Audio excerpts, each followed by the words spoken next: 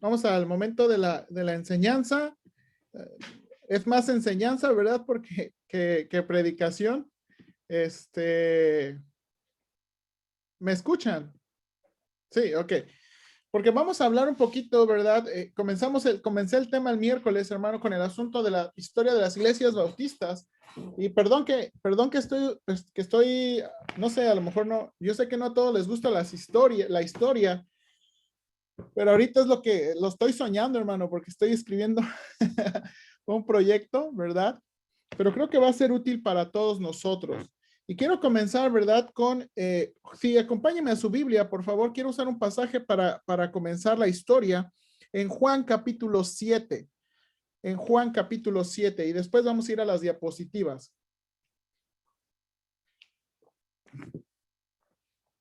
Juan capítulo 7. Y ahorita vamos con la historia de los bautistas. Ok, dice Juan capítulo 7, versículo 10. Vamos a leer esta escena aquí. Dice, pero después que sus hermanos habían subido, entonces él también subió a la fiesta, no abiertamente, sino como en secreto. Y le buscaban los judíos en la fiesta y decían, ¿dónde está aquel? Y había gran murmullo acerca de él entre la multitud, pues unos decían, es bueno, pero otros decían, no, sino que engaña al pueblo. Pero ninguno hablaba abiertamente de él por miedo a los judíos.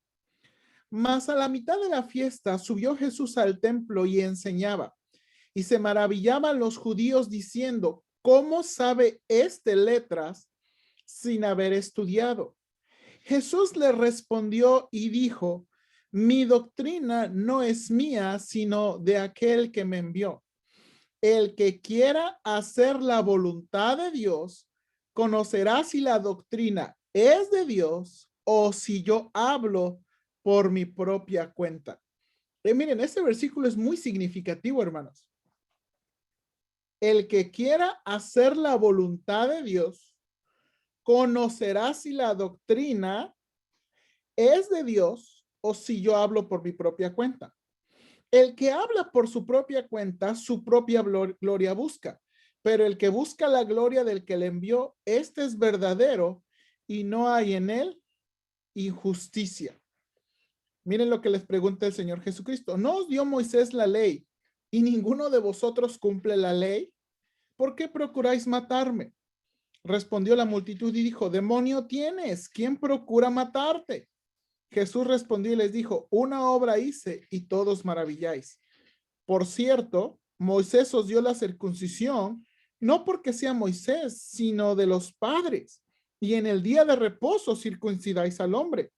Si recibe el hombre la circuncisión en el día de reposo, para que la ley de Moisés no sea quebrantada, os enojáis conmigo porque en el día de reposo sané completamente a un hombre.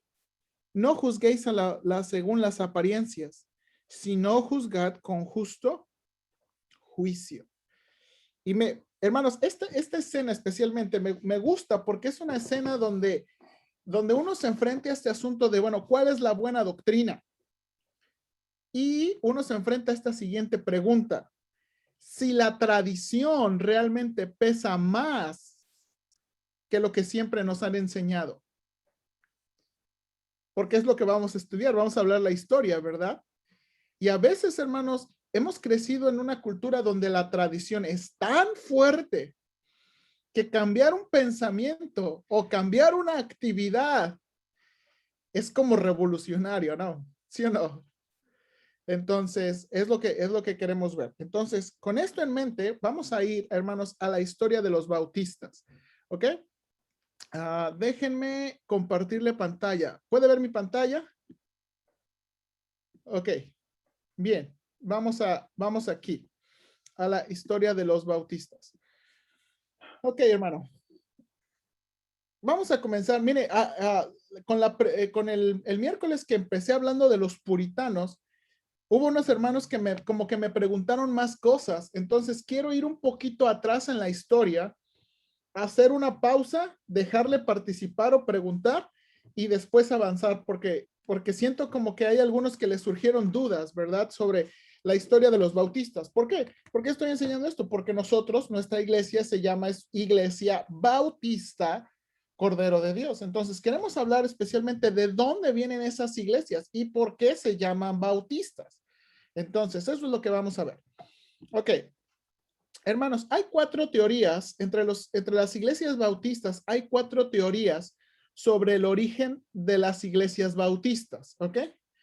Una es que los bautistas provienen de una línea ininterrumpida de iglesias que nunca estuvieron dentro de la iglesia católica romana. ¿Ok? Esa es una teoría. Hermanos, denme un minutito. Voy a prenderme un foco aquí en mi casa porque como que ya no miro bien yo.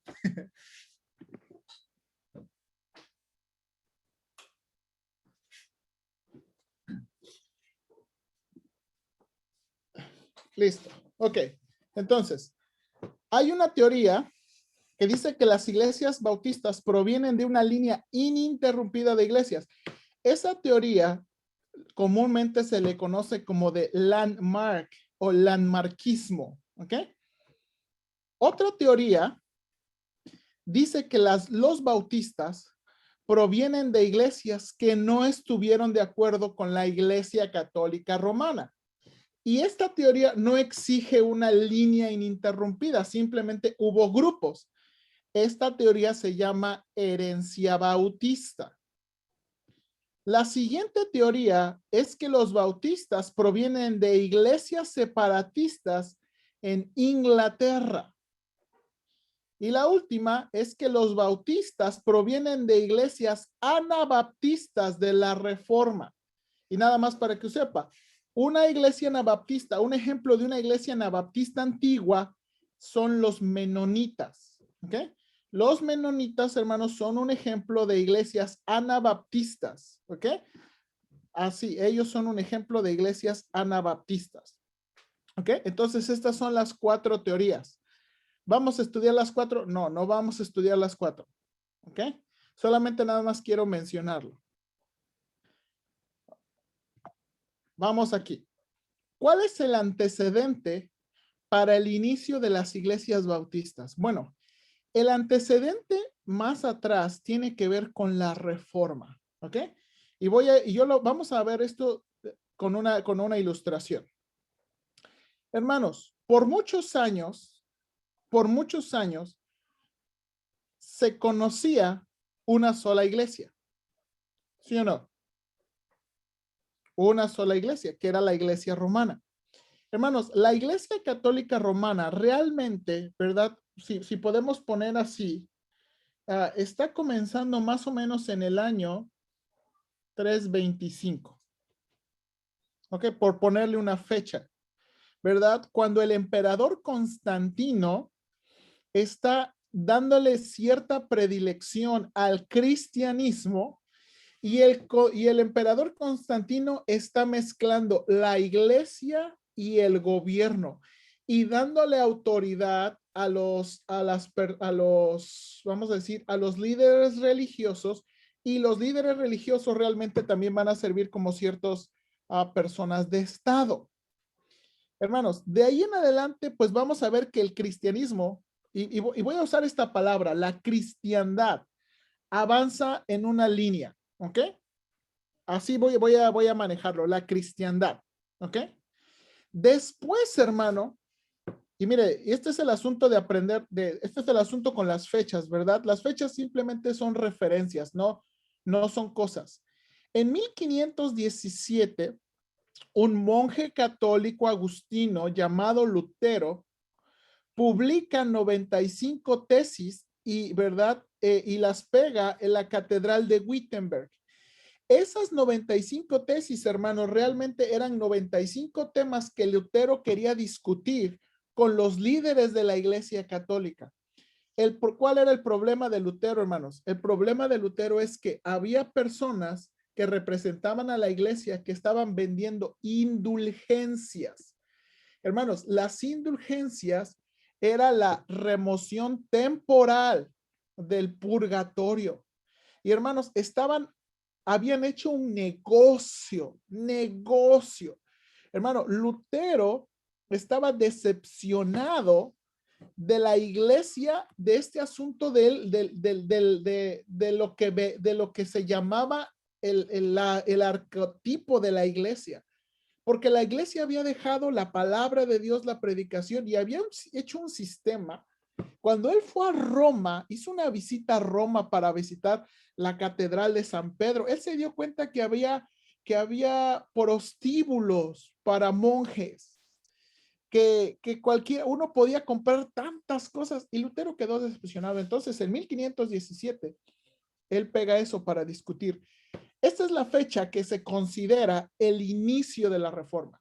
Como dije, las fechas son relativas, porque realmente uno puede moverlo más atrás o más adelante.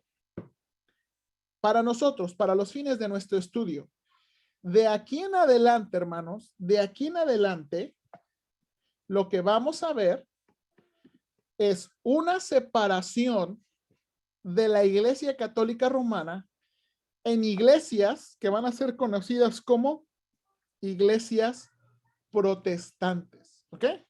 Así se les llamó. Aquellos que no estaban de acuerdo con la enseñanza ni quisieron mantenerse dentro de la Iglesia Católica, se les llamó iglesias protestantes. Pero la Iglesia Católica siguió. Entonces, básicamente, hermanos, este evento es el que marca la división clara de las iglesias que van a seguir la enseñanza y el gobierno y la política de la Iglesia Imperial Romana y las iglesias protestantes. ¿Ok? Ahora, ¿qué era la protesta de Lutero? Bueno, el abuso y el negocio. Pero otra de las cosas importantes, hermano, que vamos a ver, era que la Iglesia Católica había dejado la palabra de Dios y la enseñanza correcta de la palabra de Dios por las tradiciones, por los credos, por los concilios. Lutero decía, los concilios se contradicen uno con otro. Y habían dejado todo eso. Y hermano, esta es la cosa más importante para nosotros. Hermano, la salvación dentro de la iglesia no era segura. Era una salvación por obras y era una salvación que si bien te ibas a obtener. Ahora, hermanos, ¿quién le lavó la cabeza a Lutero? ¿Quieres saber quién le clavó la cabeza a Lutero? La Biblia. ¿Sabe cómo es que Lutero llegó a ser tan revolucionario en las cosas que pensó? Leyendo la Biblia. Hermanos, leyendo la Biblia. Leyendo la Biblia es como Lutero llegó a entender que había cosas de la iglesia que no estaban bien y que tenían que detenerse de inmediato. ¿Ok? Ahora, nada más déjeme decir algo antes de pasar. Hay hermanos que no están de acuerdo con este término de protestantes. Hermanos, lo que tengo que decir muy honestamente es que antes de la reforma ya existían, por aquí había un grupito, por aquí había un grupito, por aquí había otro grupito, y así fueron avanzando grupitos que salieron, había otros aquí dentro, hubo grupos que salieron de la Iglesia Católica, ¿ok?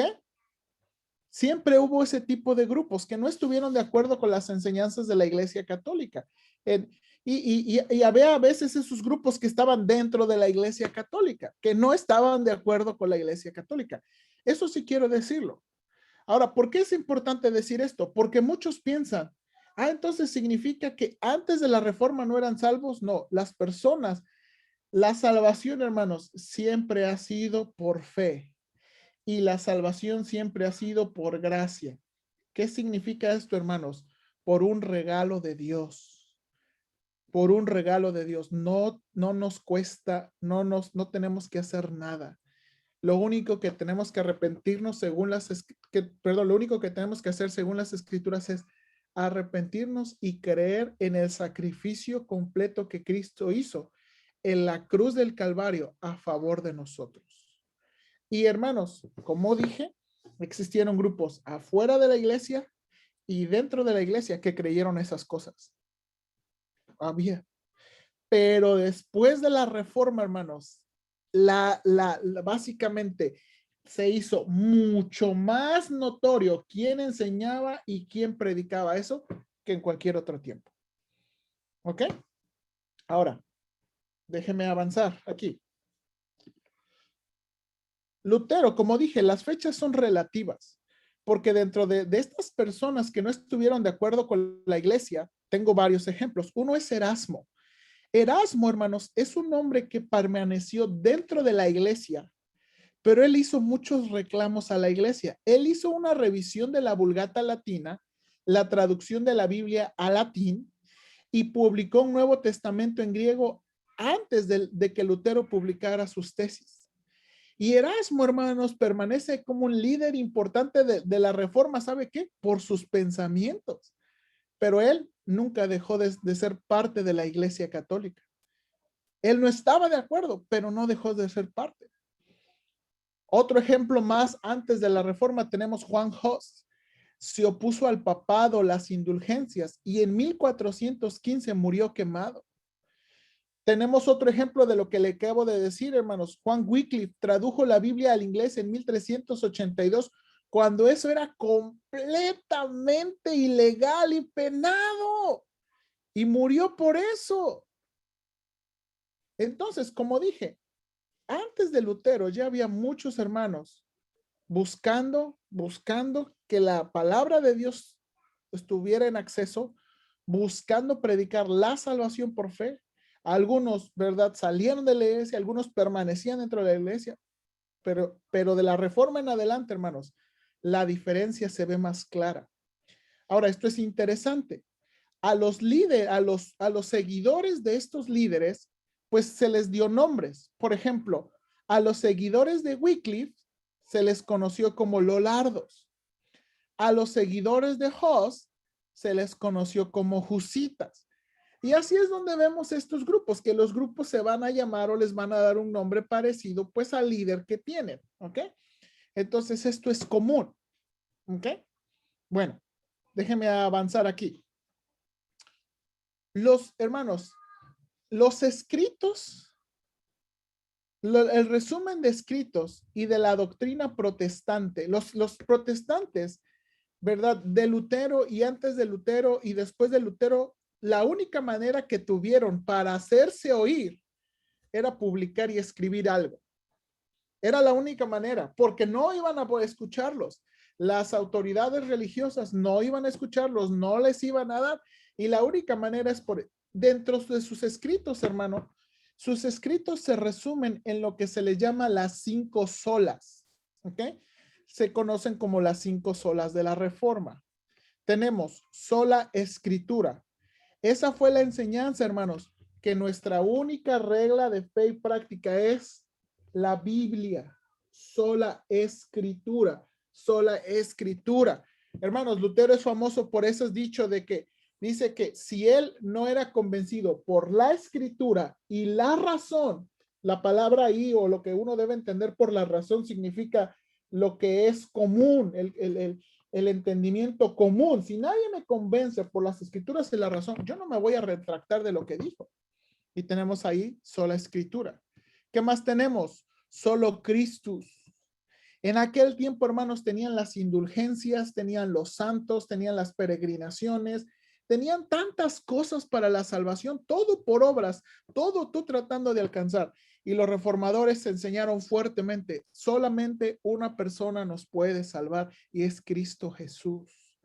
Solamente Cristo Jesús puede salvarnos. Ni la religión, ni la iglesia, ni nadie puede salvarnos, sino solamente Cristo Jesús. Después, sola gracia. La salvación es por gracia, es un regalo de Dios que recibimos.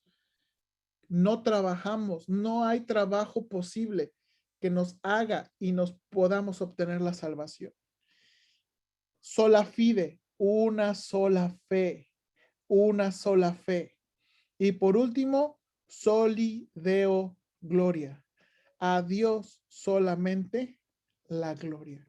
Y en esos 5 solas, hermanos, se resumen la mayoría de los escritos protestantes que causaron una revolución,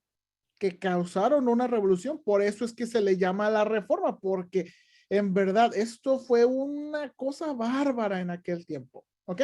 Entonces, bien, hermanos, pausa aquí.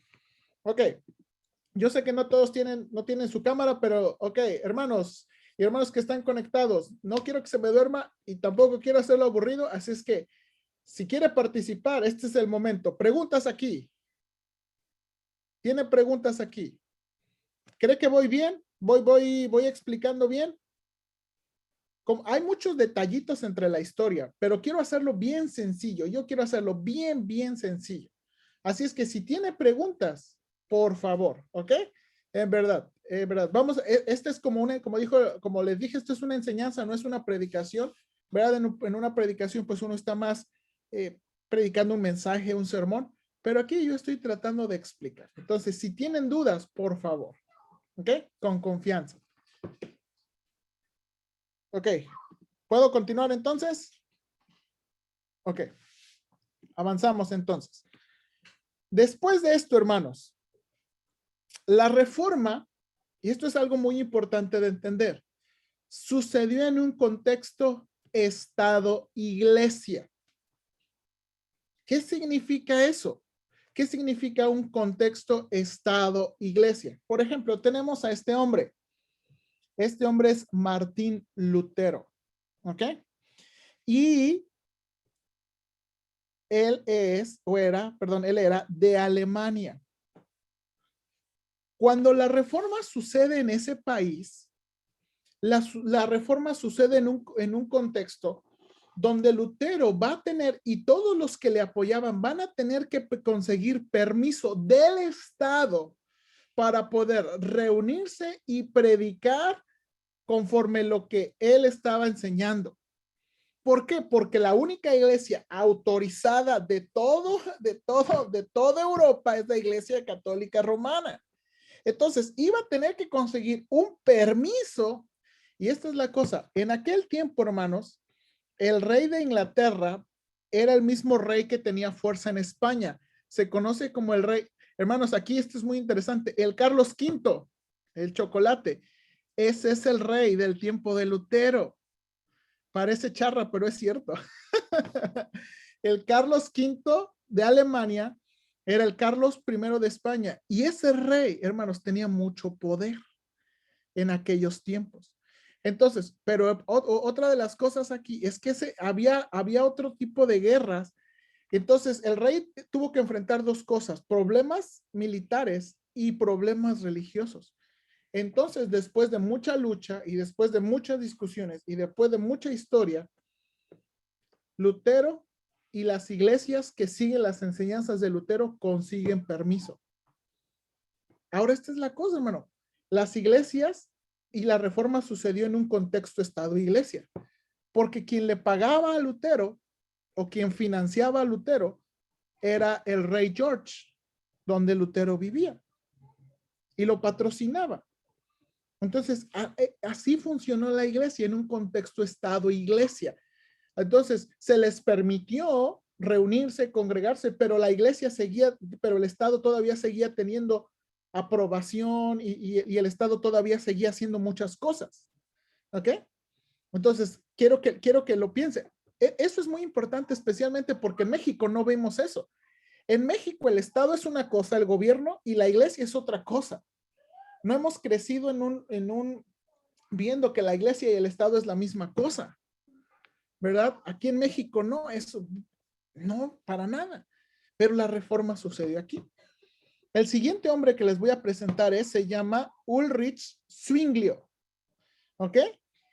Este hombre es quien comenzó la reforma en Suiza. Note aquí, note aquí. Aquí teníamos Alemania. Ay, perdón. Aquí está. Aquí tenemos Alemania. Ahora, hermanos, estoy usando un mapa moderno, ¿no? Porque si usamos un mapa viejito, pues nos vamos a perder.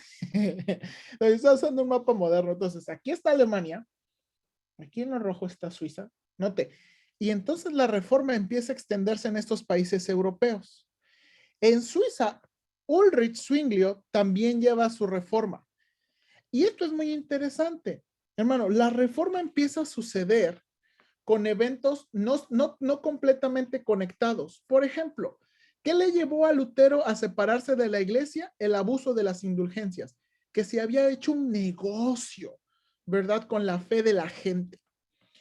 A él, Ulrich Zwinglio, él, hermano, rompió con la iglesia porque la iglesia tenía un librito que debía seguir. Si tú eras ministro católico, tú tenías que leer un librito para orar, un librito para leer, un librito.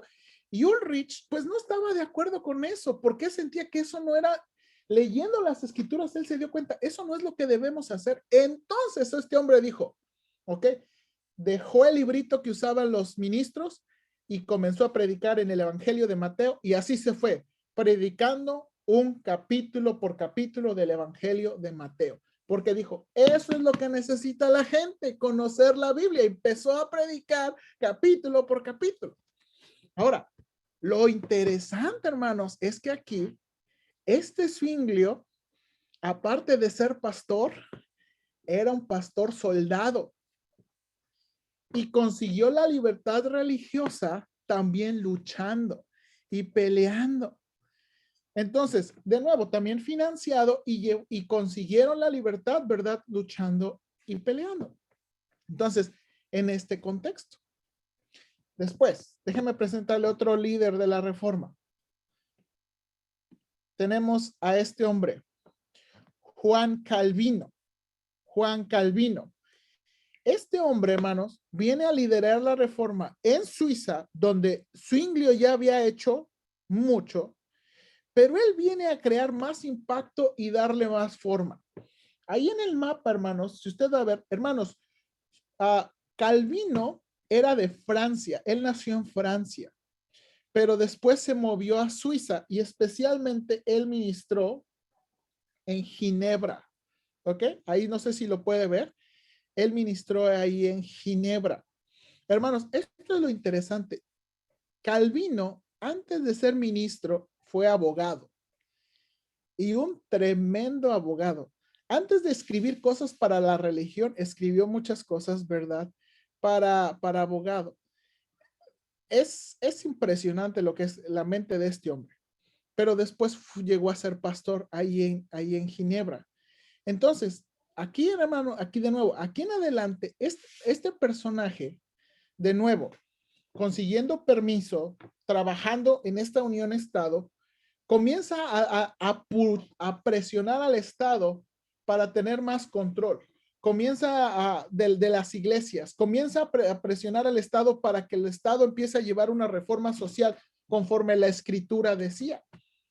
Y entonces las iglesias, note hermanos aquí, las iglesias tenían mucha influencia en el Estado, muchas influencia en el Estado, porque así había crecido. Ese era el tipo de iglesia que se conocía en Europa, una iglesia que funcionaba ligada del Estado, financiada por el Estado, ¿verdad? Así se apoyaban viceversa. Así como el Estado financiaba a la iglesia apoyaba al Estado. Hey, no se rebelen, hay que respetar a los líderes. Y entonces funcionó así, ¿ok? Y es lo que vemos aquí. Ahora, hermanos, ¿qué creían las iglesias protestantes? O les voy a hacer esta pregunta, déjenme hacer una pausa. ¿Qué creían las iglesias antes de la reforma?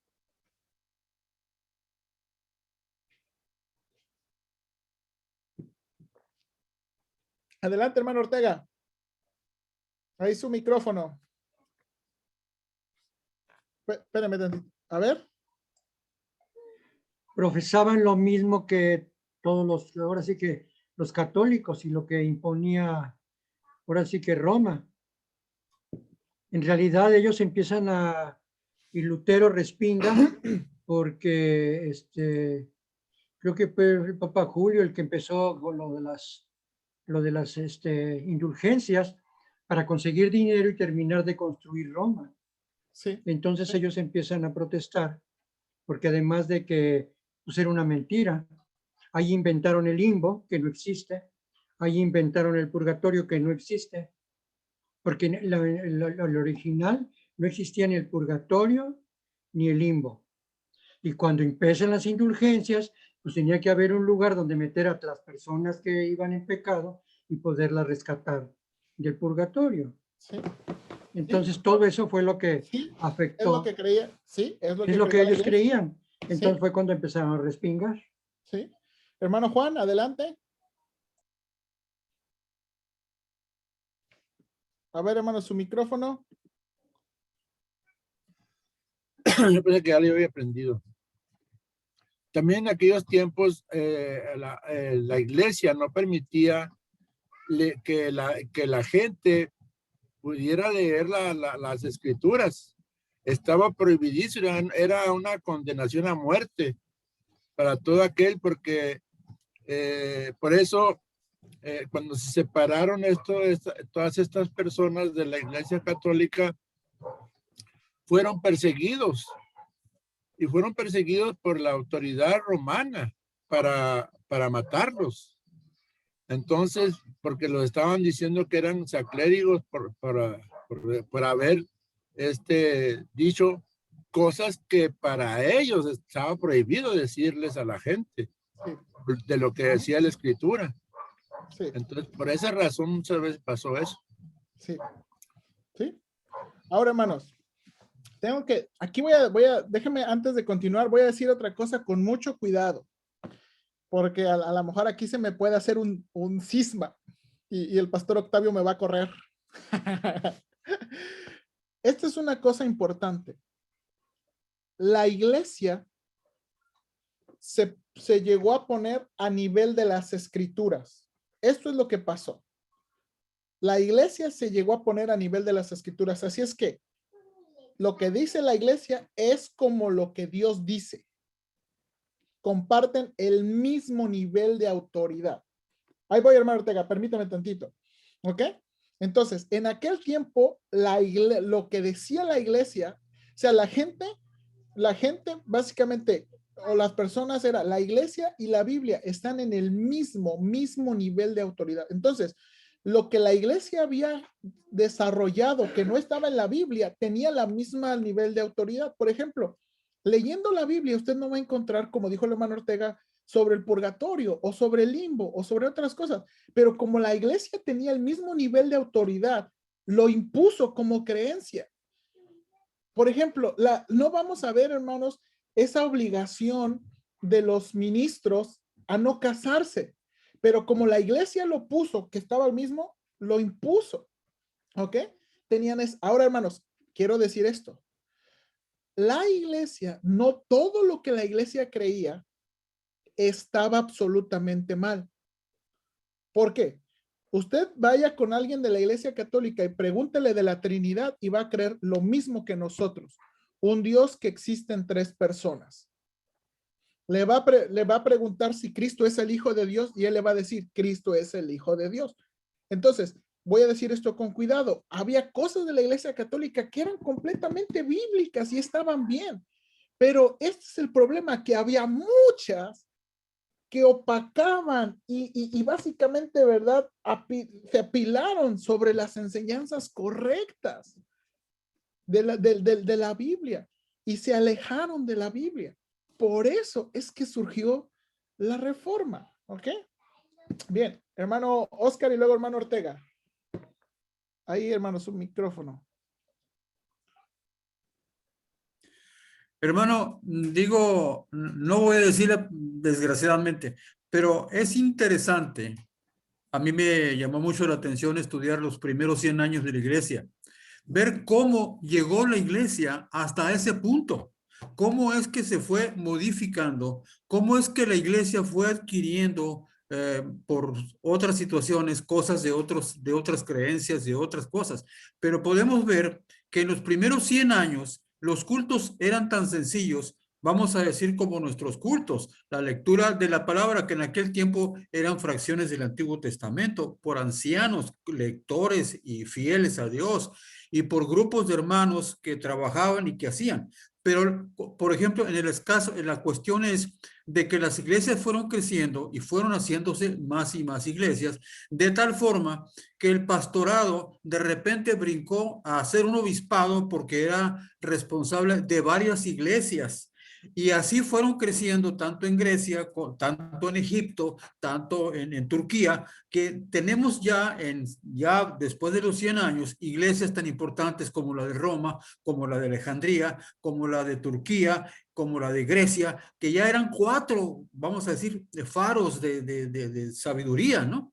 Y resulta que el primer cisma que hay en la iglesia es la separación del rito occidental, precisamente porque los hermanos, o sea, los que ahora se visten o la iglesia ortodoxa, los que ahora se visten de negro y contra la iglesia de Roma que se visten de blanco, poco a poco la iglesia de Roma fue avanzando de tal forma de que fue siendo predominante a las otras iglesias, de tal forma que Alejandría desaparece, que Grecia desaparece, pero Constantinopla no. Entonces hay la primera separación de los cristianos ortodoxos que no aceptaban ni los santos, solamente aceptaron la cruz. ¿Sí? Y el cisma ese fue porque la iglesia ortodoxa no aceptó santos, ni aceptó indulgencias, ni aceptó todo esto. Era más pura, más limpia esa iglesia y se separa de Roma. De cómo el imperio romano, que era militarmente en un principio, cuando Roma cae en el 300 y fracción también, es cuando en el caso este de Constantino, que es muy interesante ver, y cómo la madre de Constantino se va a Jerusalén y construye las iglesias del nacimiento, bueno, un montón de cosas porque era muy cristiana, era muy religiosa, pero Constantino aprovechó para que la influencia de Roma ya no fuera exactamente militar, sino que fuera ahora a través del aspecto de la fe, de otra cosa muy diferente. Yo creo que Constantino le interesaba el poder, no le interesaba la cuestión espiritual. Entonces hizo ya realmente lo que es el monstruo de Roma, como poco a poco fue siendo realmente tan poderosa que se fue apropiando, inclusive ya ven que todos los reinados, España, Francia, Inglaterra, tenían que ser coronados por el Papa para que tuvieran autoridad. Pero como a través de los siglos Roma fue avanzando, avanzando, avanzando, hasta que llegamos, ¿verdad? Acuérdense de las cruzadas, más o menos alrededor de los primeros 1000 años, cuando no sé qué, me acuerdo qué papa se le ocurrió que habría que ir a rescatar Jerusalén de los moros, porque para entonces también, creo que alrededor de 700, el aspecto del islamismo tuvo tanta fuerza, que empezó a arrasar todo lo que era el norte de África y entró por España, y en España los Carlos fueron los que detuvieron el movimiento islámico. Hermano, Entonces, hermano. sí, bueno, ya me voy a parar, porque Sí, hermano, por realmente favor. hay muchas cosas que realmente, digo, ¿cómo fue que la Iglesia Católica llegó a tal corrupción que tenemos ahorita en 1500, no? Hermano, pues era más o menos una especie de introducción Sí, también, hermano. hermano. Usted entró como yo en la pasión de la historia, pero si no, lo vamos a dificultar más. Ahora, espéreme tantito, espéreme tantito. No, ahora espéreme tantito, ok. El hermano Oscar le agarró la pasión como yo. Pero la cosa es que no queremos hacer esto como una clase de 2 horas, ¿verdad? Entonces, déjenme nada más recapitular y le voy a dar los últimos minutos para participar. Como estamos retomando en este asunto, quiero nada más retomar este asunto. ¿Qué creían las iglesias protestantes? ¿Verdad? Porque de nuevo, ¿qué creían las iglesias protestantes? Pues esto es importante. La iglesia comenzó a reevaluar todo lo que la iglesia católica había establecido y comenzó a desechar o retener. ¿Ok? Porque eso es lo que empezaron a hacer. Lutero, como un monje católico agustino que se separó de la iglesia, él empezó a reevaluar lo que se podía retener y lo que se tenía que rechazar. Lo mismo Zwinglio, lo que se había que desechar y lo que había que retener. ¿Ok? Entonces, lo que vamos a ver, hermano, aquí es que la doctrina protestante básicamente era reflejada en los escritos que surgían y que eran puestos a disposición de la gente. Entonces, lo que vamos a ver, hermanos, es que la iglesia, vamos a decir, se agita y ahora va a comenzar otra vez a reevaluar lo que se tiene que creer, pero ahora aquí depende lo que dice ¿qué? La Biblia. No lo que dice un concilio, No lo que dicen líderes, lo que dice la Biblia. Y entonces, las enseñanzas de la iglesia, ¿verdad? Comienzan a hacer eso. Y quiero llegar a esto. Los escritos de Lutero y las enseñanzas de Lutero formarían la base de lo que serían, ¿qué? Las iglesias luteranas. Los escritos de Zwinglio, y ahí, perdón, moví una letra, y Calvino formarían la base de las iglesias reformadas, o que se les conocía como calvinistas. Y hubo otro grupo más radical de que se llamó anabautistas, que formarían otro grupo. Entonces, estos tres grupos fueron los principales que salieron, ¿verdad? Que se empezaron a organizar en la Reforma. Luteranos, miren, no me gusta decir calvinistas, pero voy a decir calvinistas o reformados, y los anabaptistas. Ahora, hermano, esto, fíjese lo interesante. Los primeros dos atacaron a los terceros. Los anabaptistas, hermano, fueron los más radicales de todos. Hermanos, los anabaptistas, de los anabaptistas salieron dos grupos que usted a lo mejor, bueno, salieron un montón, pero dos que ustedes conocen, los menonitas y los que se visten de rojo, que no me acuerdo cómo se llaman. Ay. Bueno, no me acuerdo. Los Amish. Los Amish y los menonitas son ejemplos de los anabaptistas. Estos grupos fueron tan radicales, hermanos, tan radicales que ellos no querían tener nada que ver con el Estado. En sus iglesias, si tú trabajabas en el gobierno, tú no puedes ser miembro de esta iglesia. Si tú eres un magistrado para los anabaptistas, tú no puedes pertenecer a esta iglesia. Y hermanos, esta es una cosa de los anabaptistas. Fueron tan radicales, pero ellos fueron completamente pacifistas. Ellos preferían morir que luchar. Y hay muchos anabaptistas que murieron. Y esta es la cosa, los luteranos y los calvinistas persiguieron a los anabaptistas. ¿Por qué? Porque los anabaptistas, aparte de ser radicales, pues también no eran completamente correctos en su doctrina. Ahora, vamos a decir, por lo importante de nuestra historia aquí, los anabaptistas fueron los primeros grupos en que dijeron, la Biblia enseña que el bautismo viene después de la conversión. No puedes bautizar niños, porque el requisito para el bautismo es esto, haber creído en Cristo. El requisito para el bautismo es haber creído en Cristo.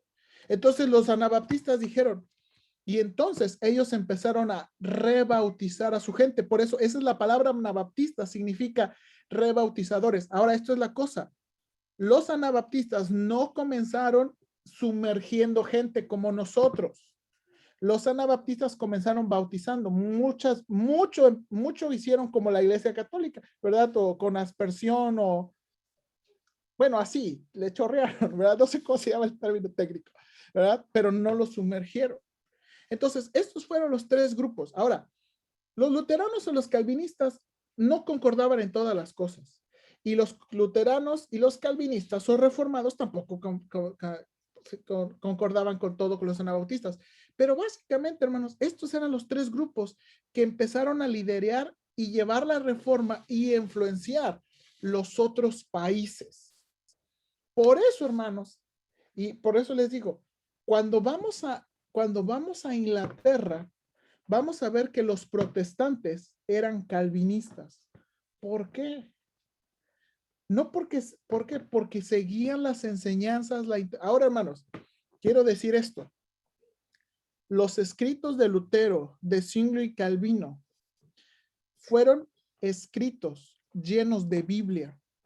Hermanos, Lutero, Zwinglio y Calvino, hermanos, se dedicaron a predicar la Biblia. Hermano, nada más para que vea del calibre de Calvino. Calvino no usaba bosquejo. Él predicaba del texto griego y hebreo. O sea, cuando Calvino subía al púlpito, Calvino subía con su Nuevo Testamento en griego, con su texto en hebreo y empezaba a predicar. No, hombre, hermano, yo subo con un texto así y me desmayo yo. ¿Por qué? Porque esto era su intención. Lo que necesitamos es la Biblia. La Biblia, la Biblia, solamente la Biblia.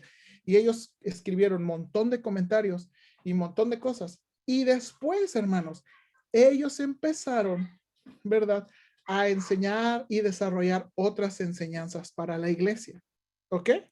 Entonces, eso es lo que vemos aquí al principio en las iglesias protestantes y las enseñanzas de las iglesias protestantes. Ok, aquí voy a terminar la clase. Últimas dudas y comentarios.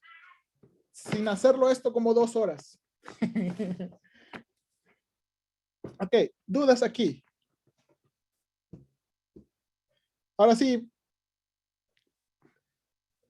quería terminar yo con eso, pero dudas aquí. Pues hace un ratito había muchas manos.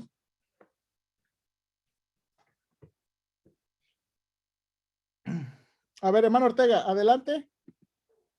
Su micrófono. Yo dudas no tengo. Y por ejemplo, con la erudición que nos soltó el hermano Oscar, quedaron aclaradas muchas cosas. Yo realmente no tengo duda. Y lo que sí, algo que yo creo que es importante mencionar, que Constantinopla y Roma llegó un momento que se la estaban rifando a ver en dónde se quedaba la sede de tener todo el poder. Y si ganó Roma, fue porque tenía el ejército, como dice el hermano Oscar. Pero realmente Constantinopla se rige y se maniobra y se maneja como si fuera el Vaticano de Roma. Hay un líder religioso, sus cardenales y sus obispos y sus arzobispos y toda la bola de gente que llena. Igual que Roma. Pero Roma, ahora, el problema de Roma, que yo creo que es el problema, es que fue tal su influencia que empezó a gobernar el mundo y la bola de mundo, Inglaterra, Francia, España y todo eso, les bebían los alientos a Roma, siendo tan corruptos, tan malos, tan inquisidores y tan terrible o iglesia. Yo ni siquiera la podría llamar iglesia romana, sino un grupo de personas tan crueles y tan mal gobernados y malos que yo por eso estoy muy convencido de que Roma es la Babel que se menciona en Apocalipsis, porque es la que ha fornicado con todos los países que existen en el planeta. Porque el catolicismo está metido en todos lados. Sí, esa es una buena cosa cuando lleguemos a Apocalipsis 17 y 18. Ya ahí vamos a llegar. Vamos a llegar. Eso era lo que yo quería comentar. Sí, ahora déjenme nada más hacer un último y ahorita les doy. Para los que están escuchando, el miércoles voy a subir, tenemos un canal de YouTube. El miércoles yo enseñé, después de esto que estoy enseñando, la siguiente enseñanza tiene que ver con los puritanos, porque los bautistas históricamente, hermanos, quiero decir esto, yo les enseñé que hay 4 teorías, pero yo me voy a ir más por la doctrina histórica, por la evidencia histórica. Históricamente, los bautistas van a salir históricamente de un grupo de Inglaterra. Ahí es donde van a comenzar las primeras iglesias que se van a llamar iglesias bautistas, ¿ok? Y básicamente los ancestros de las iglesias bautistas comienzan en Inglaterra y se llaman los puritanos. Así es que si usted quiere escuchar, ¿verdad? Vamos a subir a YouTube en el canal de la iglesia y ahí tenemos para que usted pueda escuchar esa lección del miércoles. Ahora, ¿por qué es importante? Porque ellos, los puritanos, nos proveyeron una herencia muy fuerte y una herencia basada en la Biblia. Ellos fueron revolucionarios en Inglaterra como deberíamos ser revolucionarios nosotros en lo bueno, ¿verdad? En lo bueno. Entonces, para los que no pudieron conectarse el miércoles, ahí vamos a poner en el canal, busque usted ahí en YouTube, Iglesia Bautista Cordero de Dios, y vamos a tener esta enseñanza de los puritanos, ¿ok? Hermanos, mire, quisiera seguirle dando chance, pero ya son 7:18, entonces, ¿cómo ve que continuamos después? ¿Está bien? ¿Está bien? Bueno, ok, entonces déjenme orar para terminar y vamos a despedirnos. Vamos a orar y después voy a dar unos anuncios. Señor, siempre con detalles de historia, pues uno tiene obligación a aprender de la historia. Y especialmente cuando estamos tratando con estos temas delicados de la iglesia y delicados en el sentido de que pues también tenemos nuestra opinión. Uno no puede ser neutral en la historia. No existe la neutralidad cuando evaluamos la historia. Y te pedimos que nos ayudes, pero especialmente ayúdanos a filtrar lo que vemos en la historia a través de la escritura. No ser prejuiciosos, ni tampoco tener nuestras predilecciones personales, sino tomar la Biblia como el filtro de ver, porque hubo cosas buenas, la verdad, pero hubo más cosas malas y a veces eso es lo que choca en nuestra mente. Ayúdanos, Padre Celestial, por favor, ayúdanos en ver eso y especialmente porque queremos saber por qué somos una iglesia bautista y porque especialmente queremos seguir también lo bueno de las iglesias bautistas, ¿ok? Y no queremos, y especialmente esto, no queremos hacer como lo que leímos al principio en el pasaje. No queremos que la tradición nos gobierne, queremos que nos gobiernen las escrituras. Que si nuestras iglesias se están apartando de las escrituras, tenemos que regresar a las escrituras. Que la tradición, que lo que digan las personas nunca va a ser más importante que lo que te diga tu santa palabra. Ayúdanos, por favor. Te lo ruego en el nombre de Cristo. Amén.